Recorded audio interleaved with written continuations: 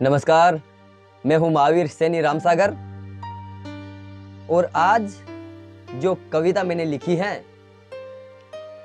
वो अपने गांव के ऊपर लिखी है। उस कविता का नाम है मेरा प्यारा गांव।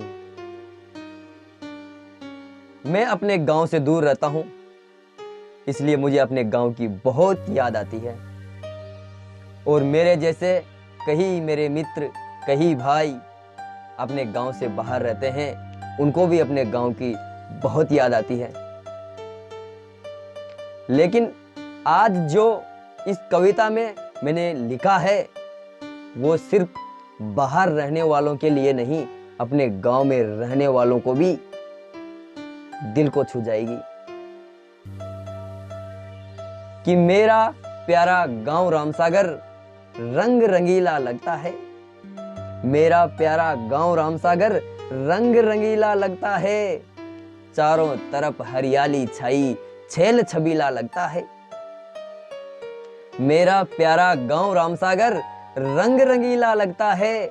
चारों तरफ हरियाली छाई छेल छबीला लगता है। उन बचपन के किस्सों को आज फिर से ताजा करते हैं। उन बचपन की यादों को आज फिर से ताजा करते हैं। वो गरियाले की धूल मिट्टी वहां फिर से लौट कर चलते हैं। वो गरियाले की धूल मिट्टी वहां फिर से लौट कर चलते हैं। आज के जो 15-16 साल के बच्चे हैं, शायद उन्हें तो पता नहीं, क्योंकि अब हमारे गांव में विकास भी हो गया और सड़कें बन चुकी हैं। लेकिन जो मेरी उम्र के हैं और मुझसे बड़े हैं, उन्हें तो पता है ही कि हमारे गांव में पहले कितनी धूल, कितनी मिट्टी हुआ करती थी। एक बार तो अगर खेलते खेलते गिर भी जाओ तो चोट नहीं लगती थी। कि उन बचपन की यादों को आज फिर से ताजा करते हैं। वो गरियाले की धूल मिट्टी वहां फिर से लौट कर चलते हैं। वो आधी आधी रात तक खेलना कोई रोक टोक नहीं थी। वो आधी आधी रात तक खेलना कोई रोक टोक नहीं थी। भेदभाव क्या होता है इसकी हमको समझ नहीं थी। भेदभाव क्या होता है इसकी हमको समझ नहीं थी। सब एक साथ खेला करते थे, कौन बड़ा कौन छोटा, कौन लड़का कौन लड़की, इसकी कोई समझ नहीं थी और कोई रोक टोक नहीं थी। लेकिन आज जमाना बदल गया।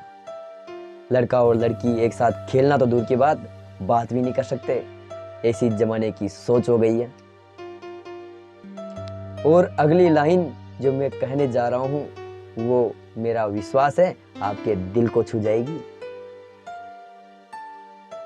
कि वो नाडी को पानी और वो पहाड़ पे नीम की छाया।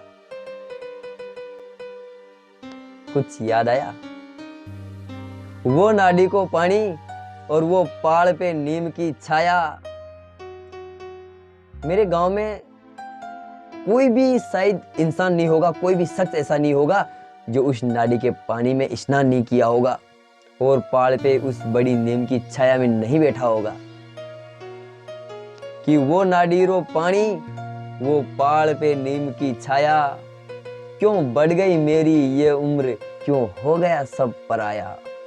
क्यों बढ़ गई मेरी उम्र, क्यों हो गया सब पराया। और वो गांव के पास हमारा स्कूल जो बच्चों के मस्तिष्क का ज्ञान बढ़ाता है। वो गांव के पास हमारा स्कूल जो बच्चों के मस्तिष्क का ज्ञान बढ़ाता है। अज्ञान के अंधेरों को हटाकर सत्य की राह दिखाता है। अज्ञान के अंधेरों को हटाकर सत्य की राह दिखाता है। उसी स्कूल में हमने भी शिक्षा पाई है और हमारे गांव के सभी बच्चे उसी स्कूल में शिक्षा पाते हैं। और तालाब के उस पार हमारे गांव का विशाल तालाब है, जिसके उस पार और तालाब के उस पार शहर नगर फोर्ट मेरे गांव का नाम बढ़ाता है। तालाब के उस पार शहर नगर फोर्ट मेरे गांव का नाम बढ़ाता है। जब हम कई बार जाते हैं तो हमसे कोई पूछता है कि कहाँ के रहने वाले हो, तो हम कहते हैं रामसागर के। अगर रामसागर को नहीं जानता तो हम उसे कहते हैं नगर के पास में। इसलिए नगर फोर्ट हमारे गांव की शान है, उससे हमारे गांव की पहचान है। और हर गांव के पास कोई अगर शहर हो बड़ा तो उस गांव की पहचान होता है कि तालाब के उस पार शहर नगर फोर्ट मेरे गांव का नाम बढ़ाता है। और प्रसिद्ध है वहां की जलेबी, जब सर्दियों में मांडकला मेला भरता है। प्रसिद्ध है वहां की जलेबी, जब सर्दियों में मांडकला मेला भरता है। और जहां तक कि मेरे अंदाजे से कोई ऐसा शख्स नहीं होगा जो उस मांडकला के मेले में आएगा और जलेबी खाए बिना वापस जाएगा। वक्त नहीं रहा अब किसी के पास और नहीं रही वो ठंडी छांव। आखिर में कहना चाहता हूं कि वक्त नहीं रहा अब किसी के पास और ना रही वो ठंडी छांव। वो कच्ची पगडंडी के रास्ते याद बहुत आता है हमको अपना गांव। वो कच्ची पगडंडी के रास्ते याद बहुत आता है हमको अपना गांव। मेरा प्यारा गांव रामसागर रंग रंगीला लगता है, चारों तरफ हरियाली छाई छैल छबीला लगता है। अगर आपको अच्छा लगे और सच्ची लगी हो लाइनें तो प्लीज हमारे चैनल को सब्सक्राइब कर दीजिए। और आपने बड़ी धैर्य से सुना, उसका बहुत बहुत आभार।